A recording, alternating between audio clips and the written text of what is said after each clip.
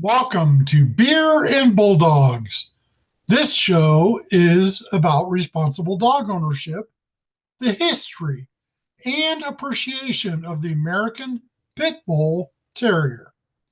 We do not promote or condone any illegal activities, including animal cruelty or dogfighting, which are not only unethical, but also violate the Animal Welfare Act of 1976. This is strictly for legal, ethical, historical, and entertainment purposes. Let's keep it positive and show these amazing dogs the respect they deserve. Cheers! About to go down, so who's gonna be my dogs? Cause I'm about to break some laws. I ain't supposed to get in any trouble again. If I do, they gonna put me back in the pen. But you like to dodge my calls, so I'm about to break your jaw. I ain't scared of doing time, it ain't even on my mind at all. So who's gonna feed my dog?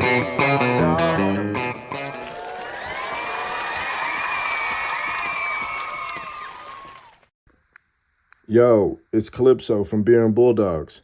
If you're serious about feeding your Bulldogs right, working dogs, performance dogs, or just your everyday beast, I rock with Showtime 2720. It's been solid for mine.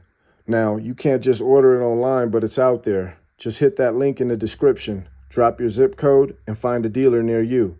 And hey, if you pick up a bag or one of them dope-ass hats, let them know Beer and Bulldogs sent you.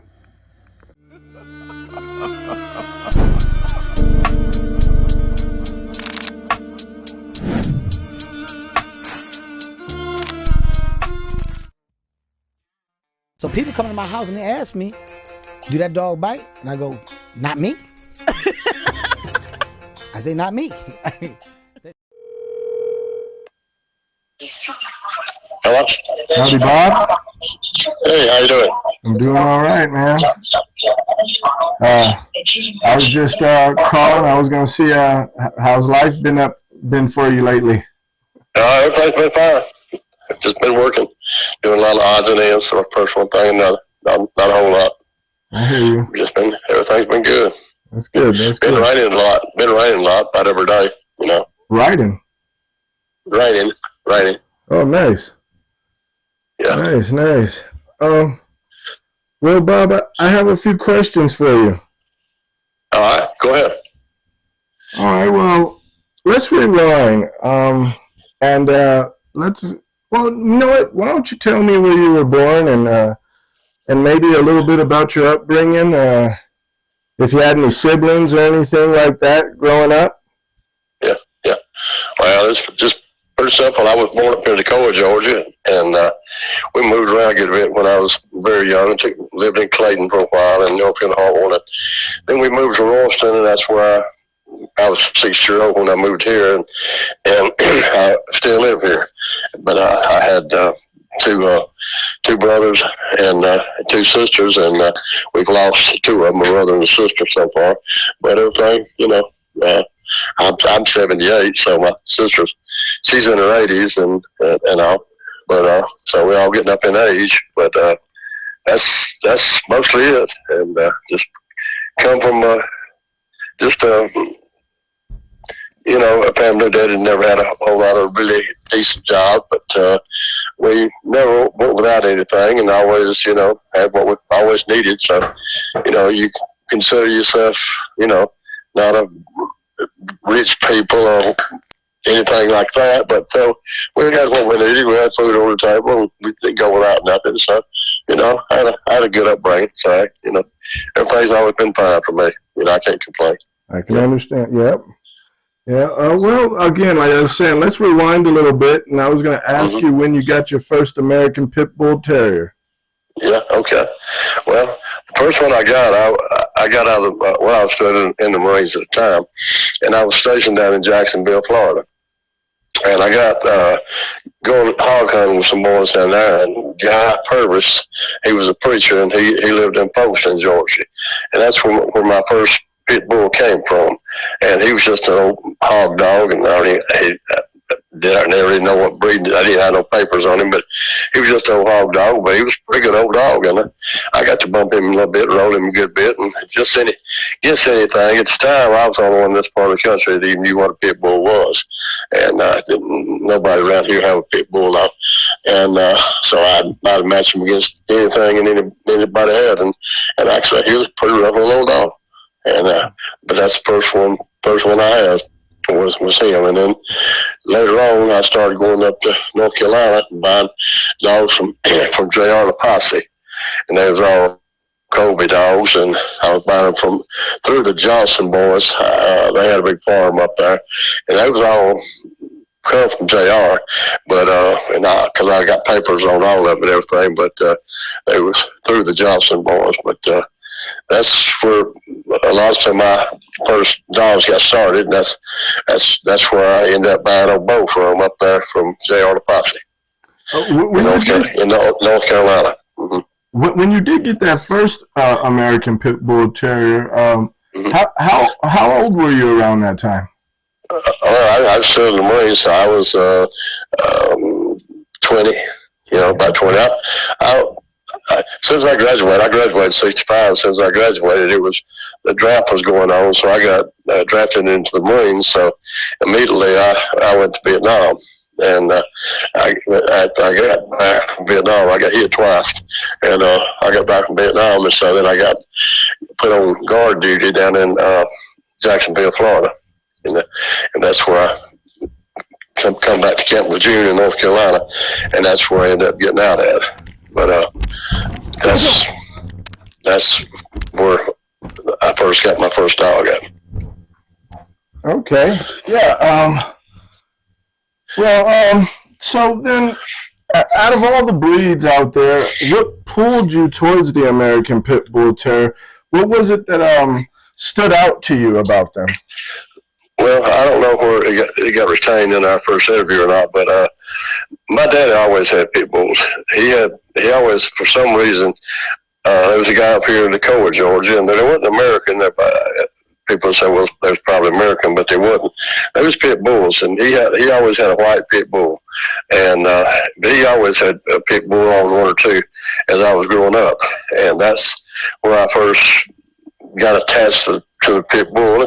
Daddy didn't do anything with him. He didn't ever bash him or anything like that. He was just a yard dog, snake killer, that kind of stuff, and he'd take him hog hunting up there when we lived in Clayton and all, and so that's where my first attraction was. And then I just got to know some people down in Florida and all, and they was hog hunting, and if anybody will ever go on a wild hog hunt with pit bulls and watch them catch a hog and what they go through and what the bravery and the guts it takes to go in there and grab hold for that hog, then it's not hard to get attached to them, Well, would you say that the strength they have and the endurance they have and the pure old guts they have just to get in there and get on that hog when the hog's 3 times as big as they are, mm-hmm. got tusks 2 inches long, and can cut them all to pieces in a heartbeat, and they'll go in there and take hold of that hog, So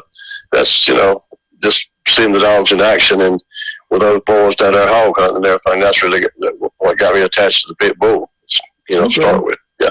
Well, speaking of those gentlemen, were there any dogmen at that time that you were kind of looking up to while you were getting started? No, there wasn't any at all. That was, like I said, in the early 70s, I mean, 69 and 70, when all that was taking place, late 60s, early 70s, and all. But there was James Crenshaw and Howard Till and lots of it. I got to know later on Rex Bird, just people all around. They were around this time, but it just didn't. It wasn't advertised and stuff. You just didn't get to know them. And I just don't remember how exactly. But I started associating with some boys up here in Gainesville, Georgia.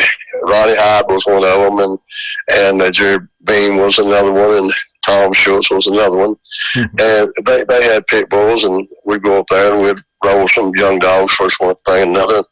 And Jerry Holcomb was around at that time, and there's several people around, but nobody I really knew or got to know that much at the time. And and then they invited me to come do some matches and rolls, and just after going to a few people's yards and seeing them with 20 or 30 dogs on the yard, and stuff like that, it's just the fever just kept getting to you and kept getting to you. And then, you get a couple of dogs and you raise a litter punch, and then now you got 8, and then you got 10, first one thing, another. And it's just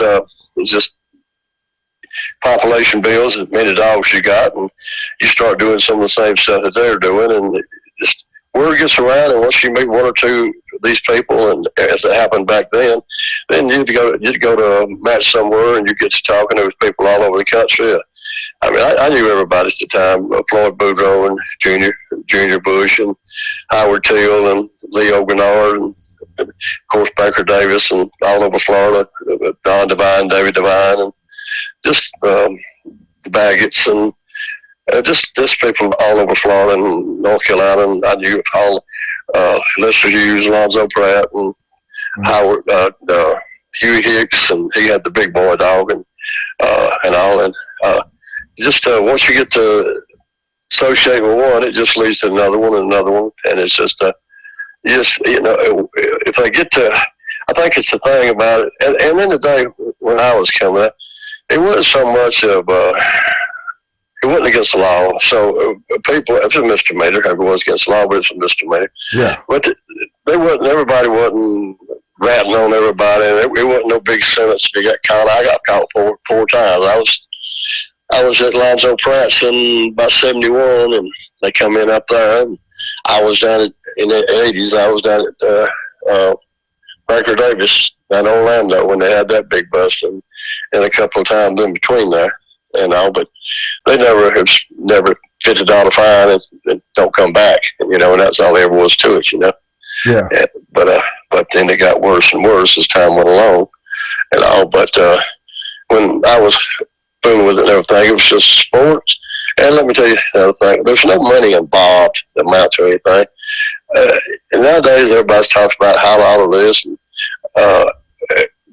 $33,000, $4,000, $5,000 puppies and all. Well, I bought several, 10, 15, 20 probably from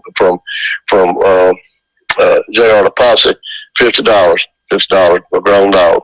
Yeah. You can buy all the grown dogs you wanted to for $50, and it was pretty good dogs. I mean, I took those little $50 dogs and went into a lot of name brand cool. dogs with those little $50 dogs, and of course, I lost some of them, but they done well for their stuff compared to what they were, Yeah. And all, but it was nobody, a $500 fine was a lot of money back then. Yeah. And that's not much anybody ever matched for. You never hardly ever seen $1,000 match, especially a $2,000 or $3,000 or $4,000 match. Because everybody I knew, I poured concrete all my life, and they was carpenters and electricians and just odds and ends run a filling station or something like that. Howard Teal run a filling station and a little restaurant up there, and just a few people had money and everything, but. Junior Bush is a very wealthy man, but he didn't. You never knew he had a dime, and but it's just a different era, different kind of people, different. You just go to those things, and they treat you just as much respect as they would anybody else. Although you was a newcomer and you didn't have the quality dogs that Floyd Boudreaux had. Floyd Boudreaux, he refereed several of my matches down at Junior Bush's, but couldn't compare himself with the dogs and stuff at the time that Floyd Boudreaux had, or Maurice Carver, people like that. And but they was still, if you was there and you was with them, you was one of the crowd. Right. And so it's just a little bit different than it is today. Man, that sounds like a good time, man. Well, it was. I know a lot of people don't want to hear that. You got that Leo Gennard's, and Leo, some people, even back then, some people, they'd talk to you and tell you stuff, and you'd go away and thinking, well, that can't be true, can't be right, that ain't the way you do it. But old Leo and Junior Bush and a lot of people like that, you talk to them, you come away believing everything you said, especially Leo. Leo is out in Reading, Mississippi. There'd be 100 people out there in the yard and everything, waiting on matches and stuff like that. Leo would come out of the building, and you'd think the President of the United States stepped on the scene. Everybody would shut up and stop, and everybody gathered around. Everybody wanted to hear what Leo had to say. Nice. And Leo was a very wealthy man, and he made his money back in the Prohibition days, liquor. And he was a very, very wealthy man, but you never know it and everything. And he had a lot of dogs on his yard. He had over 300 dogs at one time, but they weren't all pit bulls. It was, like I said, 100 pit bulls and 100 fox dogs and 100 rabbit dogs. And he lived a really good life. I was told that they would go on fox hunts, and they would stay gone for a week and just shuffle dogs back and forth, and they'd run foxes all the way down into Mississippi and all the way down into Louisiana. They'd run foxes for 100 miles before they'd come back home and all. And nice. It's just a bunch of good folks, you know, and going to Earl Adams is in Tennessee, and never had any problems with anybody or anything. I can say that very seldom that I see anybody get out of the way about anything. You know, you go to Junior Bush's, and it's like going to a church social. He'll tell them right quick, you know, no, you down here for the dogs. There ain't no got dice playing. There ain't no card playing. There ain't no other kind of gambling. We're down here for the dogs. And if you get drunk, you goddamn leave. If you get loud, you're going to have to shut it up. There's no loud cussing going on, carrying on. We got family down here. There'll be people down there. They'll have their wives and their kids. And all James Crenshaw, his kids, wife and kids, everywhere he went. And, but it was never no problems, and especially never no fights. And it was just a good family event back in the day. See, thank you for giving us that history. You know, I think a lot of times the media tries to put this idea out there, and I also want to say for my audience that this is all historical stuff. This was long time ago. This is in the 60s and 70s mostly. Yeah. And I just appreciate you letting people know that, you know, it was good people there. It wasn't like some type of drug dealers hanging out with guns.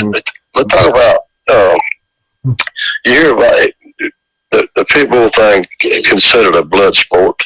Well, two pit bulls is the first thing it can possibly ever be if people knew the whole ins and outs about it. They're put in there, they're conditioned for at least 6-8 weeks, maybe longer, probably longer. And they're fed the best can be fed. They're cured to the vet. They're absolutely healthy as anything on the face of the earth is. They go in that pit weighing within ounces, not pounds, within ounces each other, probably 2 or 3 ounces, you know, and because they got a forfeit up, and if you weigh any more than that, there won't be a match. And all that dog has got to do is turn his head and refuse to fight. And that's all he's got to do. Yeah, I mean, if he turns his head, you call a turn, I can call a turn on my own dog, the referee can call a turn, and you carry him to the collar. He has got to cross that pit within 10 seconds and take hold. Not just go, I've had him before win a match with a dog running within 2 feet of me and stopping and standing there and growl. He has got to take hold. So he can quit any time he wants to. But, the people of the day, they talk about blood sports. Well, let me throw this a little bit in. Nobody would go to a car race if they wasn't damn wreck and damn near kill somebody. They wouldn't go to a football game if they didn't see some high school kid damn near get his back broke or paralyzed. He get just hit and not double back flip. And everybody jumps up and hoorah, hoorah, hoorah. And as far as blood sports goes, look at the cage fighting today. Blooded, broke nose, busted ribs, busted everything about them, and even killed in the ring. And people just hoorah, hoorah, hoorah. So don't tell me American people are not after a blood sport. They are, you know. Yes. But the pit bulls are not it. So that's my opinion on it. And I think the Humane Society is way out of whack about these pit bulls. I don't think they understand the pit bulls. They don't understand how they are. Now, they are a different breed. They have been bred for 1,000 years to do what they do. Right. And you as an owner, it's your responsibility to take care of it. You got to keep him under confinement. You don't turn him loose in a dog park. You don't let him bump nose and noses with another dog. You got to keep him under a good chain and collar. I like chains and collars. I don't like a pen because most people's pens are nasty and dirty. I can put my dogs out there on grass on a 14-foot chain. He's actually got a 28-foot pen time he runs around. And a good house. And he'll stay healthy and he'll stay in shape on that chain and very seldom get loose. He'll take care of your chains and your swivels and your collars. So I've always had my dogs on chains. I got 4 now, and they all on chains. And the chains are good for them. They pull that chain around, they stay strong, they stay healthy. But you go out there and look at them, they're just as friendly and wagging their tail and having a good time. That little chain don't bother them a bit. So a lot of people got the little whims and ways about a chain, but he's better off on that damn chain. He is in a damn pen that nobody ever cleans out. He's walking around in his own crowd. Right. So well, Bob, thank you for all that. I wanted to ask you this question. I think a lot of people, there's a few people want to know about it. Everybody knows about Finley's Bow producing Champion Jeep, but I wanted to talk about Champion Bronco. Did you ever get a chance to lay eyes on him? No, I never did see Bronco. No, sure did. He was always too far away from me, and every time he matched or anything, I never get to see him. But I never get to see him. But those old boys had him, and all. I never did get to see him. I didn't get to see Bronco or Magnum, either one. Oh, but you did get to see Jeep, and I know that. Oh yeah. Well, I don't even like to bring this subject up and everything, but I'll just go ahead and say it. I have said it before, but I'll say it again. Me and James Crenshaw, let me back up 1 second. I used to go Rex Burris a lot, and we'd go roll a lot of young dogs, and first one thing, another together up on Sunday and roll young dogs and everything. And, your dogs you let them go for 4 or 5 minutes, something like that and everything, and all, and dogs on the bottom, you always say, well, don't ever quit when you're on the bottom. Your dog's on the bottom, you don't want to quit. Mine's on the bottom, I don't want to quit. And the first thing you know, you'll let it go a little too long, and you'll run a good puppy. You know what I mean? And that's what I used to say to Rex. I used to tell Rex, you run more good puppies than most people ever own. Just by playing with them too long and letting it go a little bit too long and not being able to see that, this dogs is showing little signs of wanting to quit and everything. We should have stopped it, because P. Sparks always had a say, let them be 2.5 years old before you start them, because they wasn't a man, they still a boy. They ain't a man. And if they're good at 2 years old, they'll be better at 2.5, and leave your dogs alone. Now, Bo, I'll tell you a little story about him just a few minutes here about how long it took him to get started and everything. But let's go back to Jeep. I had Mike. Nobody had never heard of Mike. There was another one in that litter, Jeep, and it was Mike. And he was named after James's son that got killed. James had a son that was hog hunting, and James used to set up, waited on him to come in at about 1 o'clock, and what he'd do, it wasn't hogging, it was bear hunting. And up there in the mountains up in LJ. And he'd go out at night, and he'd set some bait for bear 2 or 3 nights, and they'd go back the next night, and if there's in a bear within 5 miles, he'd come to that bait, and they'd have a chance to take the bear. So that's what Mike was doing. So James would always set up, and said Mike would always come in 12, 1 o'clock, and he'd set up and wait on him to come home. Well, James went to sleep, and he woke up at 6 o'clock, and Mike went home.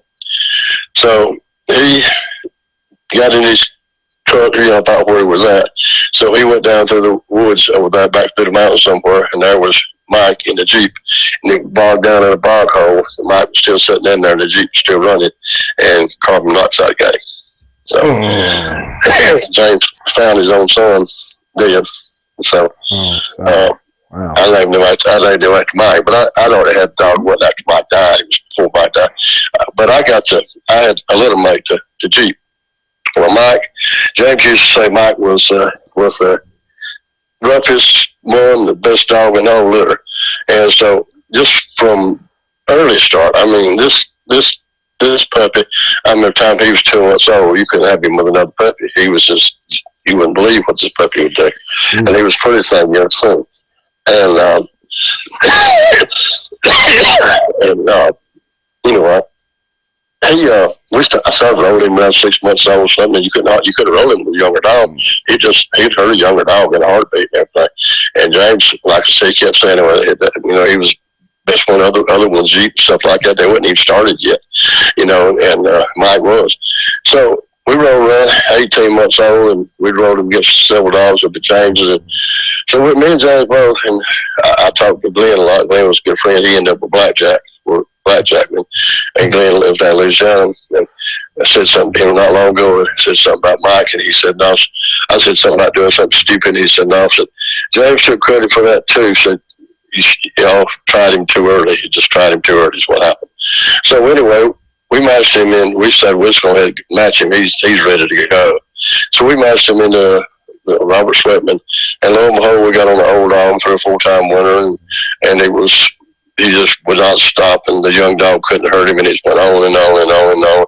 And we should have picked him up. We didn't pick him up, and first thing you know, he quit. We weren't the best one in the whole litter. So I've done some really stupid things. And when people talk about mentors, I never had a mentor. I guess I'd been better off if I had had one. But either me or James, either one didn't. So I've done some crazy things with these pit bulls before, but you just learn my lessons, so let me proceed on to Bo.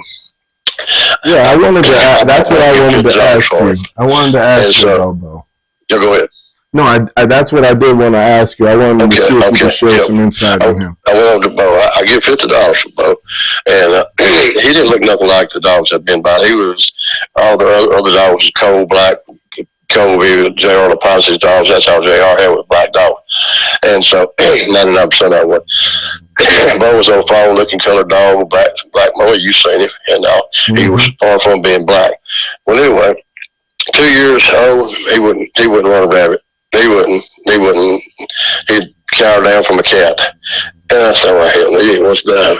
So I had a friend down here that lived down in Everton. He had a chicken house, and he went up and had a dog called, you got a dog we don't want. I want something like put down here in a chicken house and keep they got coyotes coming around, and foxes and all, something that's going to bark, and I'll just keep stuff around. Well, I said, yeah, I got one. I just give you. I gave him both. Well, about 6 months, we were around. He called me back. He said, this basically his exact words. He said, do you want this thing back? He said, he doesn't kill 2 or 3 neighbors' dogs, doesn't kill every cat in the neighborhood. He said, I mean, they're going to kill him to the pound or get away with him so much. I can't keep him no damn more. He's too dangerous. You can't keep him around you no more.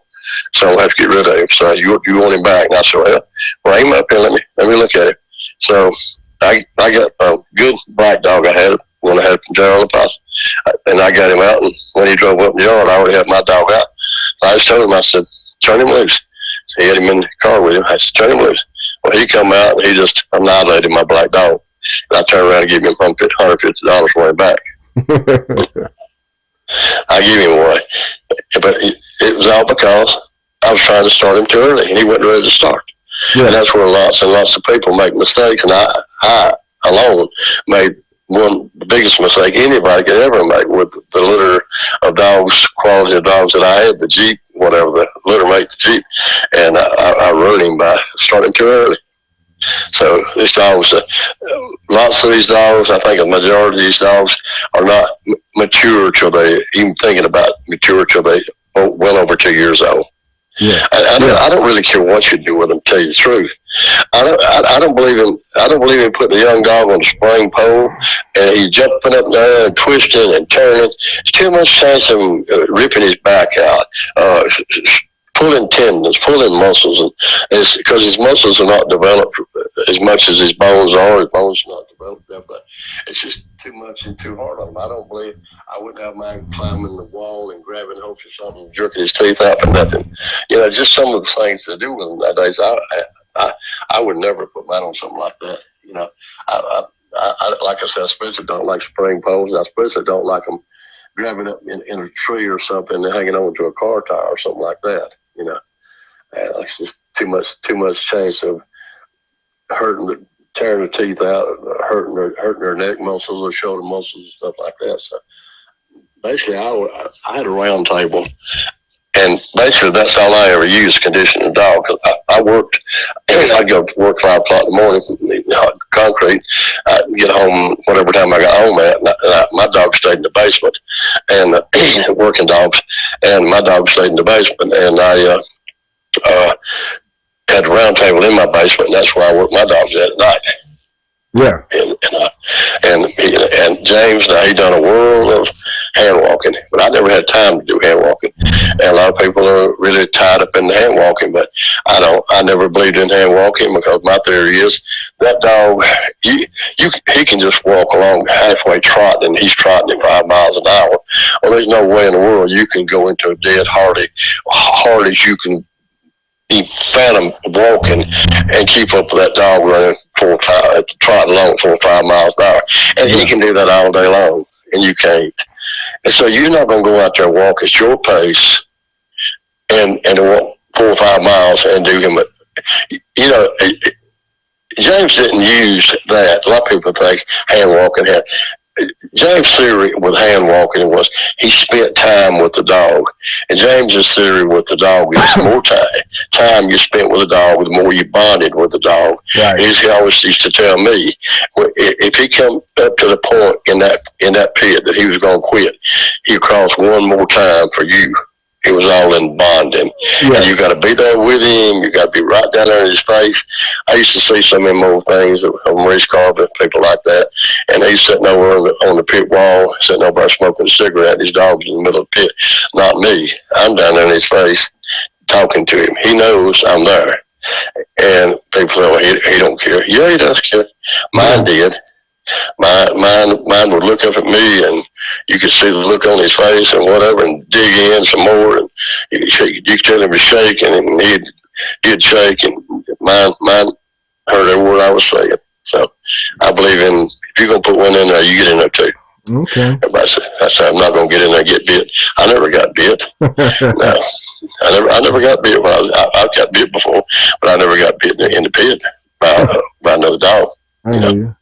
Well, hey, Bob, a lot of, okay, this is it.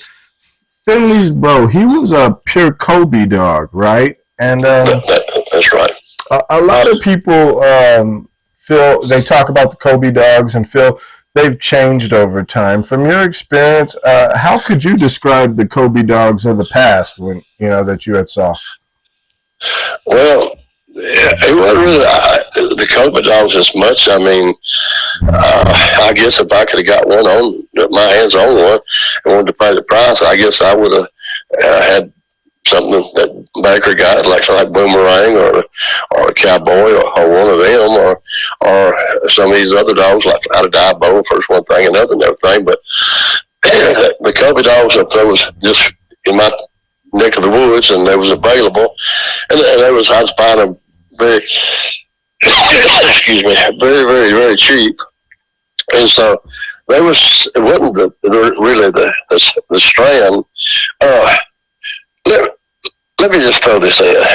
When you're talking about Kobe dogs and Diabo dogs and the Boomerang line and Eli dogs and all this kind of dogs out there, I always considered it, if you read stuff about him, he was. David Devine, Don Devine was his dad. Don was successful in these dogs as much as anybody was, and he was in the race horses also. Don's wife was the first woman that rode in Kentucky Derby. She was a jockey, and he was a horseshoer, and David's a horseshoer.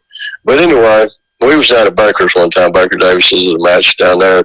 Don was down there. A bunch of them standing around. Some guy asked Don, you've been real successful in these dogs and the horses. What's your little side secret or anything you can let out or whatever? What is your combination to getting good stock? And he said, well, one way to go. breed the best to the best and hope for the best. And he didn't say a damn thing about a set of papers. Yeah. If you had a COVID dog, or you had this any kind of dog, and whatever, and there was a dog, a quality of Pit General, Eli, Boomerang, some of those dogs, would it have made a dime worth of difference what line it was? Wouldn't you have bred to that dog? I would have. Yeah. I just don't. I tell you the truth. I'm just not. A lot of people are, and so be it. The lines and all this kind of stuff and everything. But I'm just not into genetics as much as a lot of people are, because I don't believe these dogs are a bit more different than me and you and people are. You didn't see Herschel Walker's, all his brothers and cousins and everything else being big running backs. You didn't see all George Foreman's sons being damn prize fighters and great at it. You didn't see Muhammad Ali. Only one he had was worth a damn at boxing was his daughter. What was her name? I forgot her name, but I know or something like that. Yeah. Something Ali, I forgot what her name was, but she was pretty that good, but she was the only one he had, or whatever. And you don't see all these football running backs, their brothers and the cousins, they're not falling in there and everything. So you see families, and you see good ones and bad ones. You see geniuses, and you see the dumb asses come out of the same damn family. You see dope heads, and you see doctors. So I don't believe just because it's an Eli dog, it's a straight Boomerang dog, is a straight Chinaman dog, Bow dog, this dog, that dog. I believe, just like Don said, I believe breeding is a good stock. Breed to winners, I think, and you'll hold up here in the game. And that's what I tell people now. Lots of young people, it ain't got to be some name brand dog. If you got a lot of dogs and you are you like those dogs and everything, and they're doing what you want them to do and everything, just keep breeding the best to the best and hoping for the best, and you'll probably come out all right. Because what is the purpose? Nowadays, I think you'd be a lame-brain idiot to go out here and match a dog. I mean, I just say it straight to anybody, and everybody's listening to whatever wants to listen. There's no way in this world that I would go out here and match a dog. It's not worth it. When I was doing it, you didn't go to jail, though. You didn't lose everything you had over it. I was really, really good friend. I met Harry Hargroves Harry was in Vietnam at the same time I was. Harry Hargroves was a helicopter pilot. He had about 100 strikes. Had a Bronze Star and a Purple Heart. And Harry, he just hung in there a little too long, and with the wrong crowd, I think. And he went to jail when he was 78 years old. And I went to see Harry right before he died. I got a picture of him sitting on his bed up there in the nursing home. But he was in North Carolina in the nursing home, and he didn't weigh but 140 pounds. I think old Harry was just being defiant and probably on a starvation roll, whatever. But he never would give it up, and he lost everything he owned. So did Pat Patrick. So did Ed Farron. They lost everything they know, and they took all Floyd's dogs and everything. So it's not worth you going out here and losing your family, your house, your land. Pat Patrick told me that they took a lot of his land when they took all his dogs and everything coming on him. Oh, so wow. It's just not worth it. So I think the future of the pit bulls now are the people, the girls, and just I really hats off to these women that are going to these shows, these pit bulls.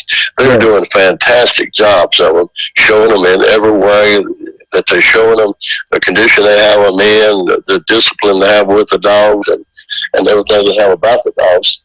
And I think that's where the future of them are, the weight pulls and everything. Right.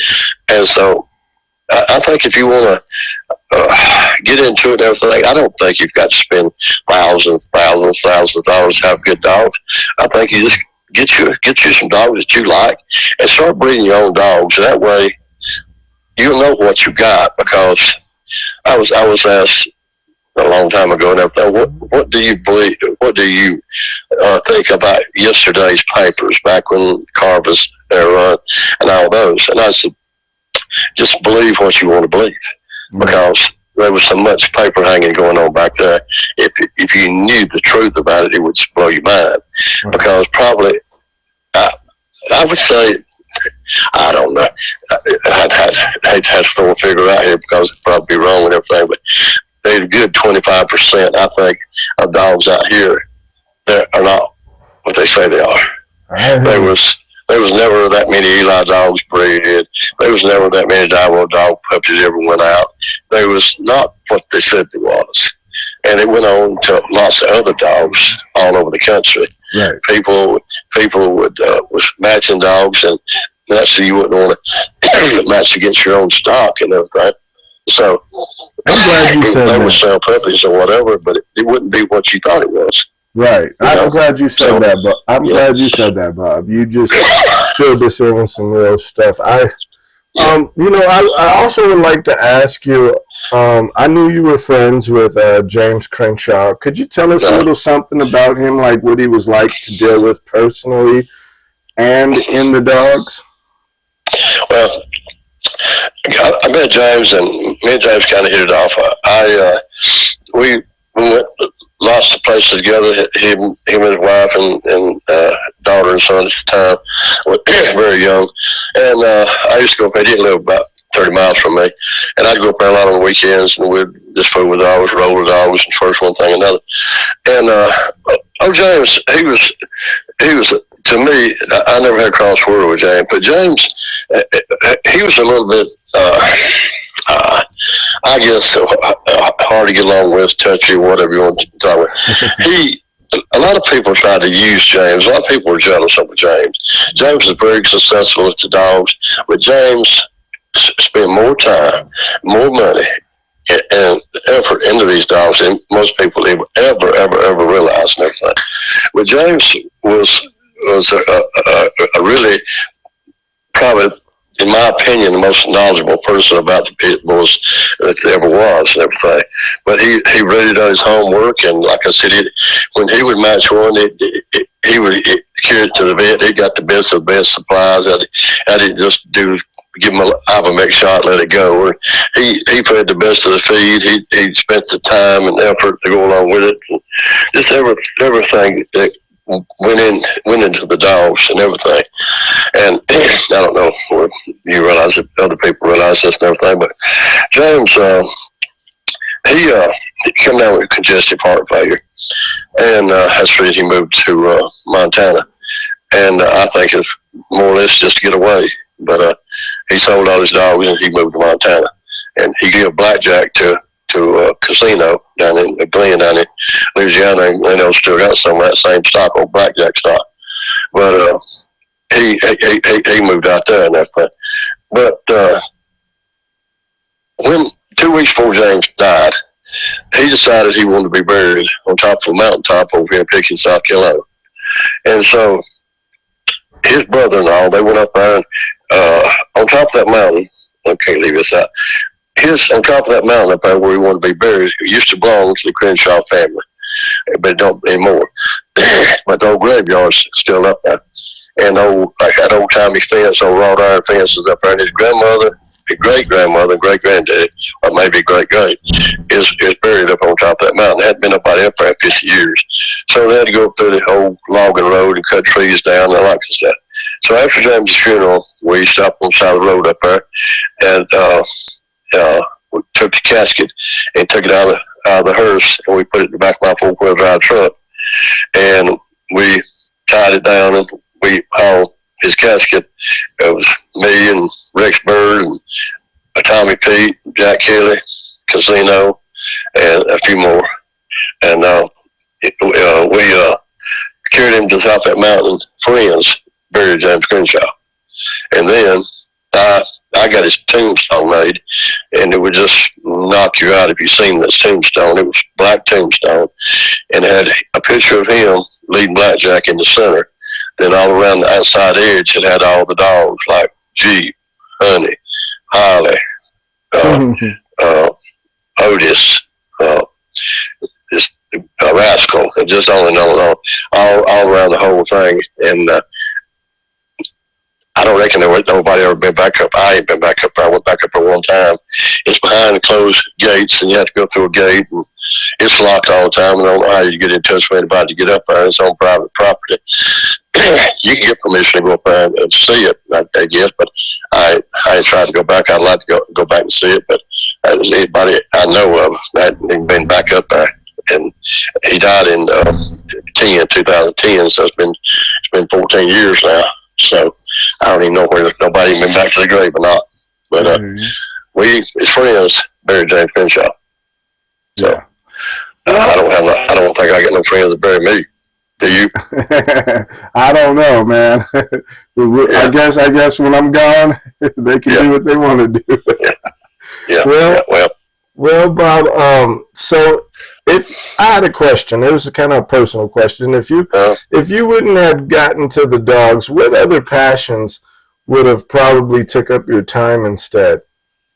Well, at the time I was riding horses, and I rode a lot of mules. I had walking horses. I bred a couple of mares. I had the University of Georgia over here had a really good Mammoth Jack, and I bred to him, and I got some really, really outstanding racking mules. And I don't live Curry Mountain up here. It's about 20 miles above me up here, and you can just ride yourself to death. It's about 20,000 acres in there, and it's all woods and all across forest part. And you go up there and just ride. We used to ride a lot of mules. I'd go up on the Chattooga River. That's the Chattooga River is where Deliverance was made, up on that river up in Clayton, Georgia. And you can go back in there, and you just ride forever. I mean, there's no end to the forest. Back in the Chattooga River, back above Clayton, it all goes back to just into a wilderness, tens of thousands of acres back. And I couldn't even tell you how much forester land is back in all that area. So we'd go up on Sunday and we'd ride our horses. So that's what I was in. Just like to jack off here about all day. But anyway, that's what I've been doing, riding horses. Yeah, I've rode some horses too before in life. One day I'm going to buy me a horse, I guess. I've had some good horses. One of the best horses I ever had come out of North Dakota. North Dakota had a herd of vaccination mares. Now, they use them mares, a lot of people don't realize, for lots of stuff that women take estrogen type shots and stuff like that. It's made out of horse urine. People don't realize that, but it is. And they have milking herds that they collect the urine, and it has to be off a pregnant mare. And most of them are just old range type horses, big 1,400-pound horses and everything. But what they would do, they would buy these number one, number two. You can't buy number one race horse. They buy these number two race horses, and they breed them mares to a thoroughbred race horse, and they would get some really, really good riding horses out of those. And you go up there and buy all them colts that wean them colts. Them colts was a byproduct. And when they'd bring in mares in every afternoon, they'd run them colts in another pen down there. There'd be 200 or 300 of them, and they would run them in a pen down there, and they just treat them just wild. And the little colts they were just wild as little rabbits. When my uncle went up there, he brought about 30 of them, bootlegged them back home. He didn't stop the whole daggone way. Didn't get no vaccination, nothing. They loaded them up, and he brought them back from North Dakota all the way back to Pickens, South Carolina over here. And I went over and bought one. He's about 1,400 pounds and everything. When I got them back, they were so wild, you had to throw them on the ground and put a halter on them and everything. They just squeal like little rabbits. Wow. They were so wild, just wild as you'd ever seen in a colt. But then, most of them calmed down pretty good. Mine did. But they had really, really good horses. And then later on, they got to taking them same mares, and they got to breed them into some of the Amish, not Heiflinger, but some of the Belgium type stuff, work horses. And they was doing the same thing. They was really getting some really good big horses, big strong working horses out of all that stuff. But that's where I was buying a lot of horses from, up in there. Well, so Bob, do you have an all-time favorite dog? And if you do, who is it and why? Well, it has to be old Bo, because he's the only stud dog I ever used. I had multi dogs on my yard, and had access to everything James had, and I had access to all the Jeep stuff, and Otis and Hurt and Rascal and just all James had. I had several. I had a little dog called Polecat. Well, let's start off. I met Bo in the Carver. Carver done come down here to James's. He brought Ken Do with him and come to James's, and I matched Bo in Maurice and beat him, stopped him, and so he got mad about that, and he said, "Well, you got another one, Iron Willie."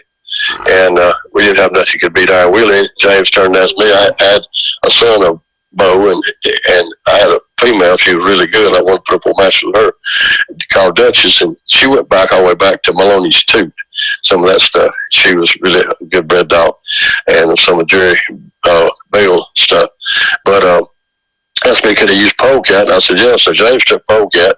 And if you ever seen James's a picture of James's den, and some of these interviews he's done, he's got pictures all over the walls, all these dogs. Well, there's one that stands out right there, big head, black and white dog. That was my dog. James always claimed Polecat as being his, but he was mine. But anyway, he wanted to borrow Polecat. He borrowed Polecat and run Iron Willie out of the pit in 45 minutes. You know, nice. But Bo would have to be the one, because he's the one I was bred to. I had overseas. She won about 8 matches, and I had Joe, and I had Joker and Bad Boy. I just a slew of good dogs that I'd won several matches with, but I was he's just always a favorite dog, and Bo would have to be the one, because he won 6 matches himself, and well, he won more than that, but on paper matches, money matches, he won a couple yard matches, but they don't count. But he was always easy to work. He wasn't hard to keep on weight. He was eager to work, always healthy, and it means a whole lot, because I've had him before that was just terrible to try to work. I was coughing. But he had no problem with him working. He was just a worker. Yeah. Just anything you want him to do, as long as you want him to do it, he was ready to go. Nice. You can take him out in the pasture with a 4-wheeler and run him in the pasture, or put him on a treadmill, put him on a round table, whatever you want him to do, he would work. And it's always easy to keep in weight. But I've had people before ask me about the weight and everything. I always tell them, I don't know how other people do it and everything, but I always bring my dogs down before I ever start, because my theory is, once you start, if he's not overweight, I want him to be underweight. I always put my dog at least 1 or 2 pounds underweight before I ever start working him, because I want to be able to feed him as he works, and he's getting the nutrition and he's building. I don't have to cut his feed because I'm trying to make him lose weight, because you cannot hardly work weight off. I mean, as far as just working weight off, you can't work. Weight off is just a simple calories in, calories out, and that's it. And you just can't hardly work weight off. I mean, even though a horse won't work weight off, you can't hardly work weight off. And so I would brought mine down a little bit, and then I fed him and built him back up. So anyway, yeah. But Bo would have to be my number 1 favorite dog I ever had. Okay. As far as me having, James had a lot of good dogs. I like the Otis. Otis is crazy. If I should, Otis Hurt. It was good. You couldn't beat Hurt. Rascal, you couldn't beat what Rascal did and achieved. It just went on and on. He had all of them come to G-Line and all that stuff come to be. And it's just, there was so many dogs, and it was just witness to us. I mean, Jerry Holcomb had a lot of dogs, those we hunt dogs, and Pharaoh and all those. And just all the dogs up in North Carolina, Lester Hughes had, and Monzo Pratt. And you go down to Junior Bushes and Leo Grenard down to Mississippi, Alabama. I mean, Mississippi, I mean, they was quality dogs everywhere. most of the time you went into a match, you didn't go into just a piece of nothing. You know, you went to a very good dog. Yeah. And it wasn't just old yard dogs off the chain stuff and everything. You know, people, Jay Alexander and people like that in Alabama and all, and Junior Bush and all, they was quality dogs, and these boys took us conditioning all seriously, you know. Yeah. And they was really, really good dogs. Now, I talked to Daddy Burton most every week and everything. Now, I never did. You know, I went to St. Louis one time and went against the Fowlers out there, Les and Les Fowler, and then beat them with Butch. But that's as far as I went. Now, James, he went to lots of different places out there, but that's about as far as I went out there. But okay. But now, Daddy Burton, them, they have some very, very, very good dogs out there. But although most Strand and Jeep stuff and everything, whatever you want to call it, they went all over the country. You know, Danny Burton, he had Chang, he had Floyd, which was out of Jeep, and he or Outlaw one of the two. I don't remember which one it was, but he matched him and all, and Richard Garcia. He had a line of Jeep dogs. He likes them because it was just rough and easy to work and all that kind of stuff. Had a lot of endurance and just rough dogs. So, yeah. But that strand of dog went all over the country. Okay. Well, okay. So outside of the dogs, like what does a typical day look like for Bob Finley? Now or in the past? Let's say now. Well, now I'll say I'm 78, and I've been retired. I pour concrete all my life. My son, they still pour concrete. And he's got a trash collecting business now, but I was just into concrete. And I used to pour walls and any kind of concrete flooring, metal buildings, anything from walkways, sidewalks, the driveways, metal buildings, commercial buildings, anything like that. I just poured concrete. And that's what I did all my life now. But now, when I retired, I bought some rental houses. Now, at one time, I had 20 rental houses, and now last several years here, I sold one, but I still own forward, but 3. But it's where it's just too hard to get aches and pains, and I get down.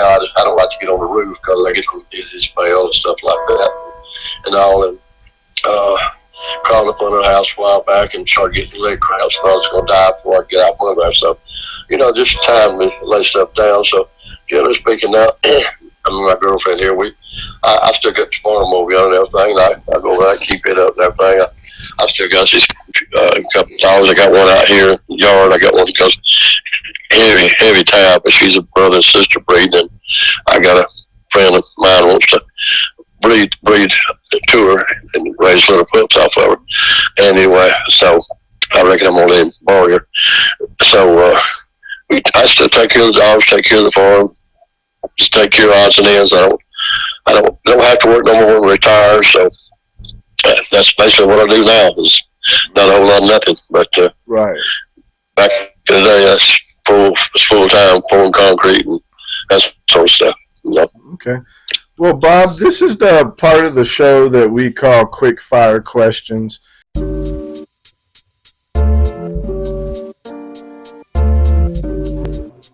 where I ask you one or the other, and you just kind of give me whatever one, or you could say both. But here I go. Treadmill or carpet mill? Well, both. And let me tell you why. The treadmill that I had, it took a little effort to turn it. I built it myself. Me and Rex Bird built it. It was just built out of a roller, so it got a lot back to it. It had wood slats on it, and it was a little bit hard to turn it back. Now, I'm not kicking their product, but I was up at Tom the Garner's a while back on the pig pickings, and the ones I had up there, Well, you could turn them with your little finger and then spin for half a day. There was no resistance whatsoever on it. And I think they need a little bit of resistance to mimic just walking and not just to twist your finger and your coast flies from out. You know, you got to put a little effort behind it, and that's the reason Don Mayfield liked the cat meal, because he said he couldn't put one in shape because he had to push with his hind legs, and there wasn't no pushing to it or whatever. So now Glenn, he likes the rug mill because there's resistance. Now I got a rug mill sitting out here in the carport, and it just smooth enough, but it's not. It has some resistance. So I like a little resistance. So if it's a treadmill, I want to have a little resistance. Now, if they got a braking system on it, that would be great. You know, and have some kind of rubbing system on it and put a brake system on it. But either one's fine, I think. If it's just, you know, it's the way you use it, you know, also too. Yes, sir. So I don't know, Okay. but either one of them is fine. But I just want some resistance rather than just be spinning. Yeah. Well, I heard you talking about the turntable, so I was going to say, Yeah. what about the turntable or hand walking? Well, I think you could hand walk to doomsday and you'd never get nothing out of it as far as total conditioning for that dog. I mean, if you was on a horse and you was riding along, or on a four-wheeler, you was riding along on a dirt road or something, or that nature, and you went 10 miles or whatever, you'd probably get something out of it. As far as you and that dog going out walking, I think you'd walk yourself into eternity, and you're never going to get him. I just don't believe you'll ever get him in shape hand walking him. As far as hand walking goes, you'll keep him active and you'll keep him alert, and you'll buddy up with him, and you'll be pals and chums and buddies and all that kind of stuff. But I don't think you're going to do much as far as conditioning. Hand walking, because he can try along 4 or 5 mile an hour. You can't best trot you can get out of it. You're going to be 3 mile an hour. I mean, heavy walk, and so you're not even going to attempt to do anything for him on that. So the turntable, I like the turntable because my turntable didn't have any bearings in it. My turntable was a 12-foot round table and had carpet on it. And a lot of people say, did you run different directions? No, because my dog was running straight. If you're a 12-foot round table and he was on the outside perimeter of it, he more or less running straight all the time. And to me, whenever I tried it, it was just more confusing than it was worth. You know, someone just will turn. They just ain't got enough sense about them to turn opposite and do the opposite thing today, do the opposite thing tomorrow, do the opposite thing today. I think it's more confusion than it was worth. But mine was just a pipe stuck down inside of a pipe, and you pour oil down in it, and that's where the bearing come about. Mine didn't have a bearing, and it would turn by itself. I mean, you could turn it with a couple of fingers to spin it or whatever, but it didn't spin like it had with a bearing in it. So that's the reason I like a round table. He could drop down to just a dead old, you know, trot, you know, just a trot, and trot like that for 3 hours or whatever what you want him to, or he could go into a dead run. I had on mine, I had a possum in a cage and a chicken in a cage, and I hang one up in front of them, and they would chase that possum or chicken cage, you know, around. You know, of course, it wasn't moving around, but it was just sitting still, and they was actually sitting still. The table was just running under them, you know. Yep. So, all right. Well, I like the turntable. Okay. Turntable it is. So how about the collar or harness? Well, I like you say collar or harness. Yes. I like harness because, you know, just put it on their neck. I wouldn't want to put on their neck all the time like that, because, you know, it's just restricting their wind. They need all the wind they get. They don't need to have to be fighting for wind. They haven't got a collar on them when they in combat. So I believe the pressure needs to be somewhere else besides on their neck. So I always like the harness. I always had a harness that went down across his back and between his legs, and it was a little padded harness, just light duty. It weighed up, you know, didn't weigh 4 ounces, you know, just a little light duty harness, you know, made out of nylon, a little padding on it. That's all. So I was like harness. Okay. And there wasn't no force being put on it no way, because once you got the table started, he's just sitting there, free with it, Yes. He ain't pulling that hard, and everything. So, I think a treadmill pulls harder than round table does. Yeah. Most treadmills do, I can see that.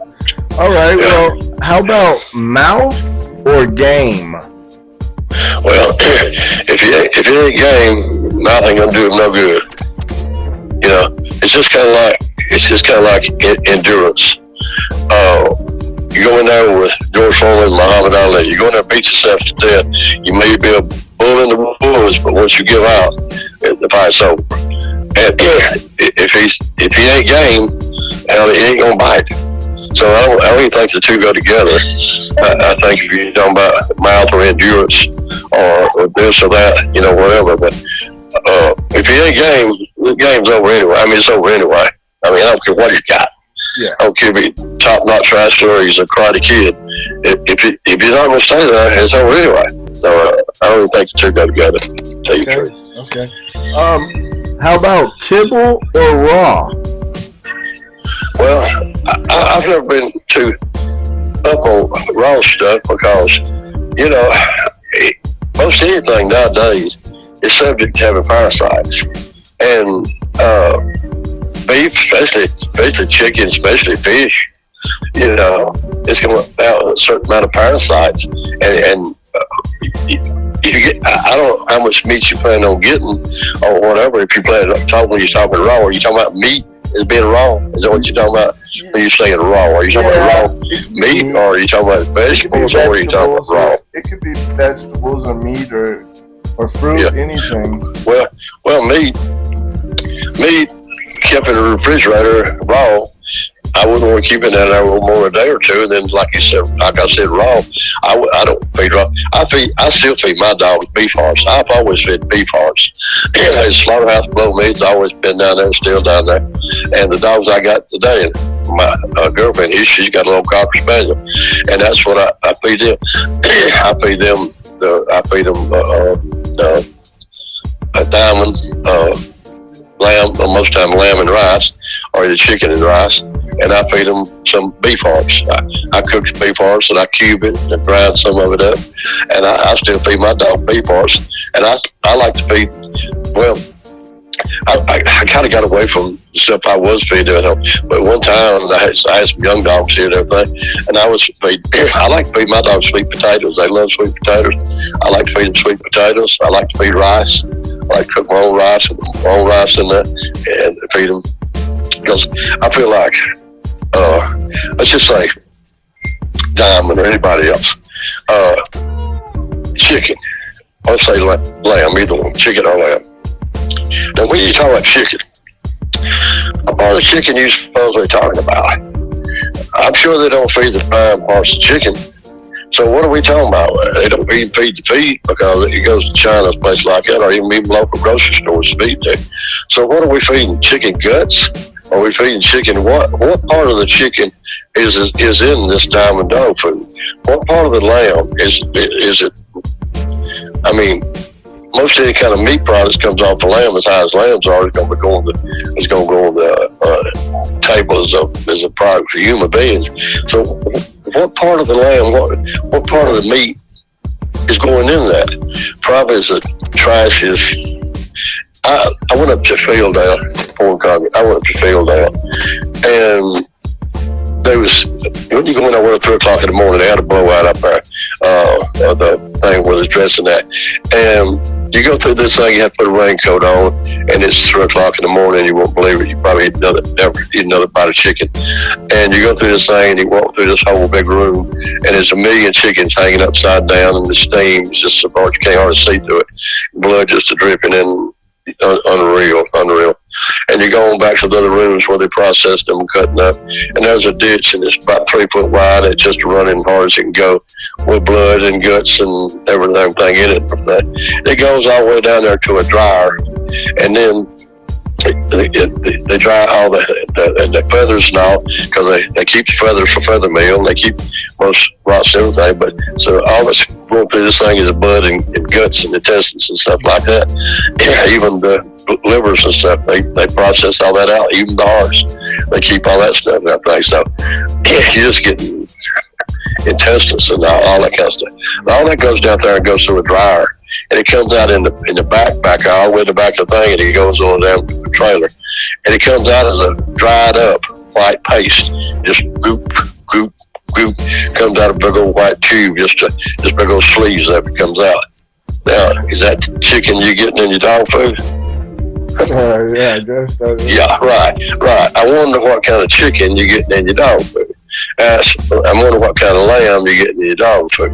Even the rice. What kind of rice? Am I getting the quality rice that I'm eating, or am I just getting the old hulls and crap and junk? And what are you getting? Yeah. You know? Yeah, that's true. So, you don't know what you're getting. So that's the reason I'm feeding beef hearts. And at one time I was feeding some sweet potato, beef hearts, the cable feed, the diamond feed, and like I said, the rice. When I cook my beef, I keep the broth and I heat the broth back up and pour the beef broth over the chicken, over the feed. I feed wet feed also. Okay. So, all righty. Thank you for all that. I wanted to ask you, so when people look back on Bob Finley and his time in the game, what do you hope your name stands for, Bob? Well, I don't want to never be considered that I took advantage of anybody in the pit. I didn't lie to you about anything. I brought the dog I said I was going to bring. I didn't try to hoodoo you anyway. I didn't crowd you, bump you in the pit. I didn't drive out of turns. I damn sure didn't no rub or any kind of underhanded thing like that and everything. And I out of the whole time I was there, and some of the people, I went against Billy Collins. Remember Billy Collins or not? Buford Adams and all that crowd from Nashville, Tennessee, and some of them. Billy Collins was a boxer. He went against Duran. Billy Collins' son was Billy Collins Jr. He's on the internet. He went into the guy that trained Muhammad Ali was his trainer, and they pulled gloves on Billy Collins Jr. He fought Madison Square Garden 12 fights, so he was going up for a light heavyweight, lightweight championship. And they pulled the gloves on him before that they started putting the gloves on in the ring. They put the gloves on in the dressing room. Well, they pulled all the padding out of the gloves and filled it full of plaster Paris and let it harden. And then Billy Collins Jr. come over to his death in the corner. Billy Collins is in there. Shows a picture of Billy in there, and said he could hit a whole lot harder than I thought he could. Well, the boy just beat him to death. I mean, he beat him to death. But Billy Collins Jr. never stopped nothing, and he was just beat to death. Well, when it was over, he come over. He declared him the winner. Other guy the winner. But he come over and shake Billy's hand, and he turned to Billy Senior, and Billy grabbed him by the hand and started hollering, loaded gloves. And Billy was getting all irate, and they come over, and they got him, and sure enough, the gloves was loaded. The trainer, the boxer, could never box again, and the trainer, he could never train again. And Billy Collins Jr., he lost his eye over it. He never could fight no more. He went to taking dope, drinking heavy, and a year later, he killed himself. Had a car wreck, just right at home on purpose, and killed himself. So, Billy.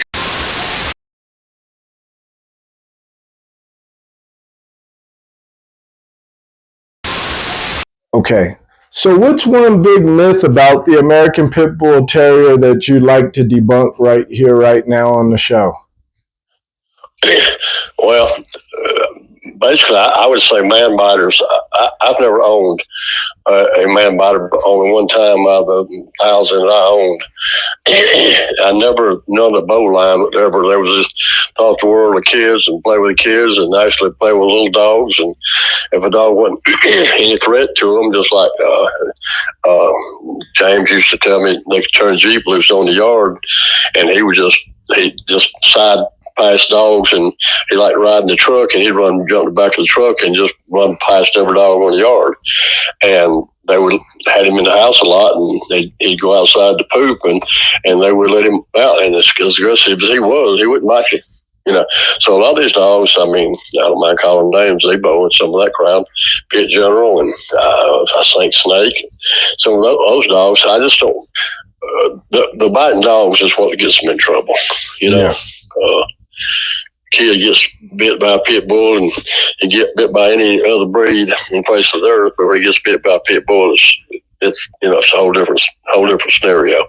Yeah. So that's one thing I would like to debunk, the thing that 99% of pit bulls are not biters, not people biters, man biters. Yeah, that's right. So that's the biggest thing I'd like to see debunked about them is the man biting thing. Yep, that is true. They, a lot of people don't realize they're really loving dogs, man. Oh yeah. Well, there's a lot of people stepping into the APBT world. What's your advice for someone starting out with good intentions? With what kind of intentions? Good intentions with the dog. Good intentions with the dog. Well, in my opinion, it's not really one way to go now, and that's with the show dogs, all the athletic things. I got a good friend, and he's into all the athletics, climbing walls, and that sort of stuff, and the jumping and racing, the treadmill races and stuff like that. And I think that's really the only way to go. The combat thing is over, been over for 50 years, and I think if you're going to keep it going, everything you're going to have to go with the show dog thing, and there's nothing wrong with that at all. I mean, it takes a very good dog to, if you've ever seen any of those pulling contests, it's amazing what they can pull. Yeah. And so all that kind of stuff. So I think if you're going to happen, and they do, and I'm going to tell you another thing. You go to some of these shows and everything, there's a lot of women way 10 times more than was back in my days into these dogs, and they do just as good a job or better job than most men do, and taking them to show the dogs and the way they take care of the dogs and present their dogs, personal thing, nothing like that. So I think that's the only way you're going to keep it going is to kind of settle down and get away from all the the bad news about the matching and the cruelty and that stuff and all that sort of stuff, and just let them be show dogs, and athletic dogs, and whatever you want to make out of them, hog dogs. That's what you want to do. Yeah. It is the rest of them. I mean, if you want to get rough, you don't get no rougher than hog hunting. Yeah. So, Yeah, they are the working dog, man. Oh yeah. Well, Bill, we have this thing on the show. It's called Give a Dog a Bone. It's kind of like giving a man his flowers for all they've done. And I want to give you your respects for your contribution to the dogs. And I'm very, very, very thankful to have you on this show, man. And well, I appreciate the opportunity. Yes. Well, I don't mind talking to people that's just getting into it for one thing and another about it, because I over the years and everything, I've talked to so many, it was just give you the wrong information, put you down the wrong line, and just a lot of it's just about maybe selling you a dog or something, just about the money or just any of that sort of stuff and everything. So I think if a lot of the older guys of mine would talk to them and just tell them the truth about things, and there's nothing mystical about it. I mean, it's just common sense is what it takes to own these dogs, to take care of them and everything. Just like I said before, we went through this thing about the safety of them and everything. It's all about the owner. I mean, you can have good chains, good collars. You can have bad collars and little chains, or you got them tied up, and which is bad. And you got to have a place for them to get out of the sun. You got to have a place for them in the wintertime to get out of the cold. And just common sense. Just treat the animal like it should be treated. You would want to treat it, and it's just. It's got to get back to some of that, because there's a lot of stuff goes on now about they come into people's yards and everything, and they take them just for the fact that they're not taking care of them. Yeah. And and I don't blame them for that at all. Me either. I see a lot of it. You do too, and most anywhere you go around, I mean, we've always had wooden barrels way back in the day, but now I got wooden houses, and actually got a barrel inside the wooden houses, and it's way back in there where they got a tunnel actually to go into to keep the wind out and all that kind of stuff. But back in the day, we'd use the old wood whiskey barrels, and they had a shade on the side and a little shed out front where the rain wouldn't blow in and all, and you kept them packed with straw in the wintertime, and everything was fine. But there's just an old plastic barrel laying out there with nothing in it. Don't get it. Yeah, no, you got to get some. So you said that you like to use the hay instead of the straw. Yeah, I like to use coastal hay because it just holds up longer, and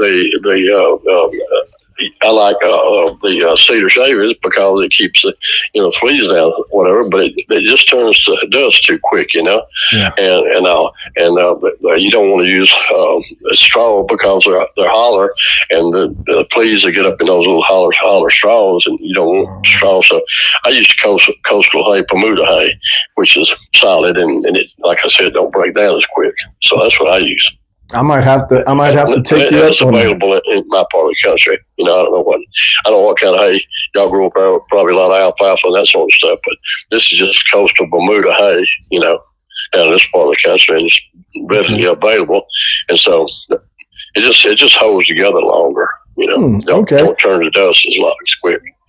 Yeah, I always kind of used the straw and the cedar together, but now that you say the hay, I might look into that coastal Bermuda hay. Well, that's just one thing.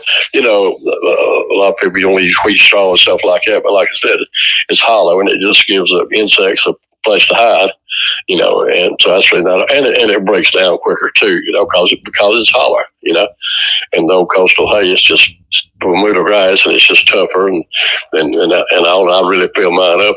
I fill them up before they can't hardly crawl in there, and make them get in there and beat out their own bed, they will. And it's just, time they get in there, they need to be able to bury up and have straw on both sides, Yes, sir. all around them. So that's what I've always used. Okay. Well, Bill, like I said, Bob, excuse me. Like I said, this was a really, really good interview, and I thank you for your time. Yeah, okay. I appreciate the opportunity. Yeah. I don't really have an outro for this show. I just tell the people from Beer and Bulldogs, till next time. Yeah. Okay. Yeah, that's good.